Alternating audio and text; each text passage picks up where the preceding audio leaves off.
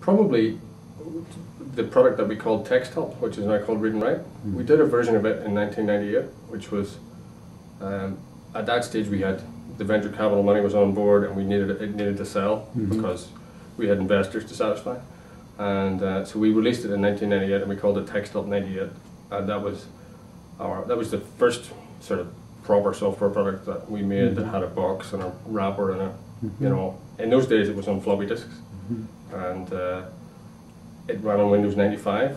And so it was you know, prior to that it had been Windows 3.1. So I think it was our first product that was a 32-bit kind of software product, and it had speech and word prediction and talking dictionary and, you know, the core bits that are there now, but much more simple and you know, not as integrated into the operating system the way that we are now.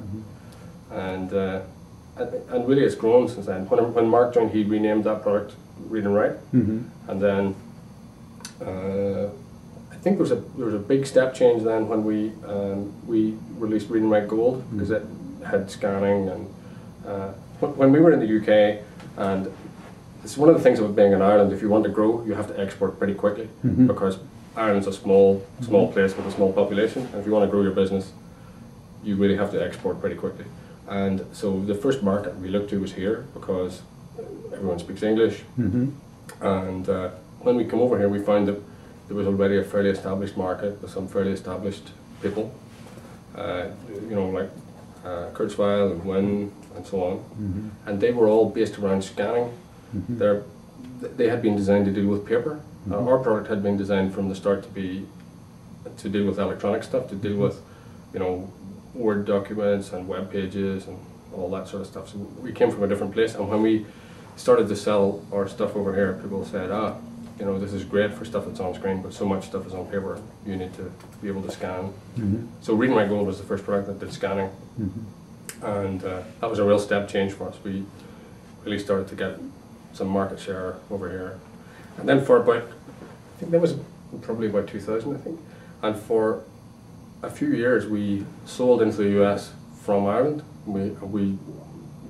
So many air miles, we just flew people from Ireland all over the US all the time. There were always, you know, 2 people on the ground in the US, and you know, people didn't see their families for, you know, a month at a time. And but it was good. You get to see a bit of the world. And well, yeah, I think we had 4 staff in Ireland who were kind of full-time employed, just selling to the US.